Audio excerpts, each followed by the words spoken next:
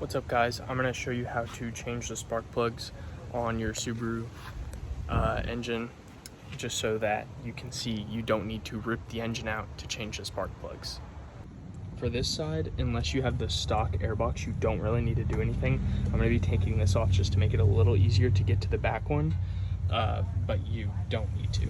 And then for the right side, all you're going to want to do is take your windshield washer fluid reservoir. You don't have to like do anything fancy like plug it or anything. You just undo those bolts and just set it up here, and then you can get to that back one easily.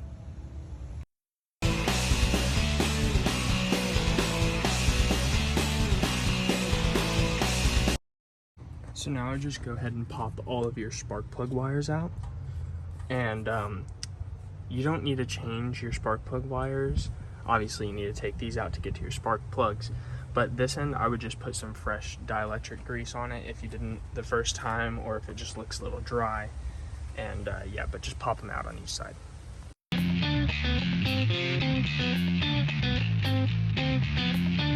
And just kind of tuck those in a way where they're not gonna like be in your way while you're wrenching down there.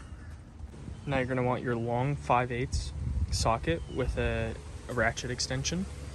And I like to just put it in there because it's a bit easier than doing it with the ratchet on it. So just set it in there and then connect your ratchet. It's normally a little easier that way. Also, take this time to check your spark plug seals. As you can see, the last time this was done, they weren't seated correctly. And this one over here is going to be hard to see on the phone, but it is actually cracked, which could lead to oil getting into that spark plug.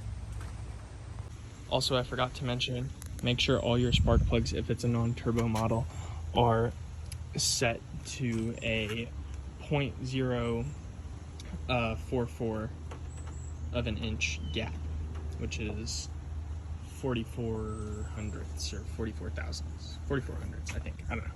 Just make sure you do it to the OEM spec. You can Google it.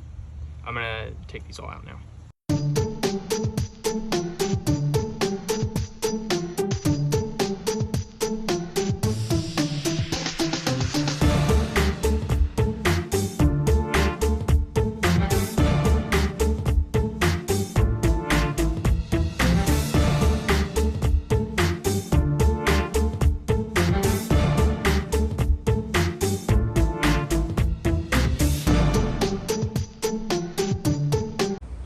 Okay, so as you saw there, I mean, maybe I might just cut it out, but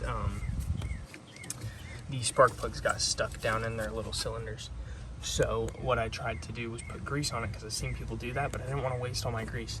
So what I would do, take one of these boots once it's completely unscrewed, shove it in there, not too hard, and it'll come out with the spark plug on it. Last time they didn't stick, so that or they didn't stay in the cylinders, so that was a new experience for me. Now I'm going to do this side.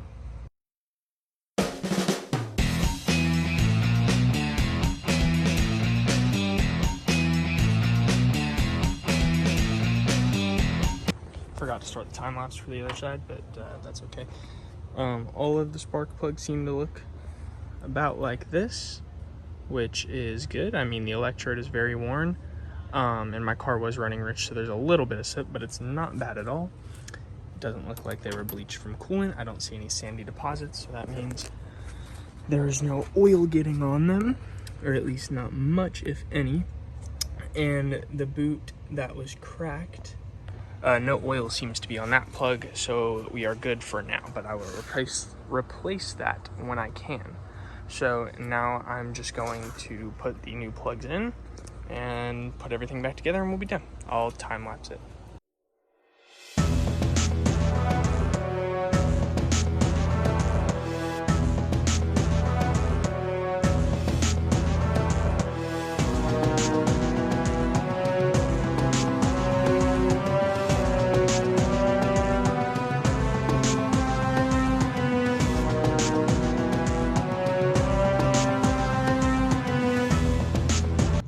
Go. You change the spark plugs on your Subaru without having to rip out the engine.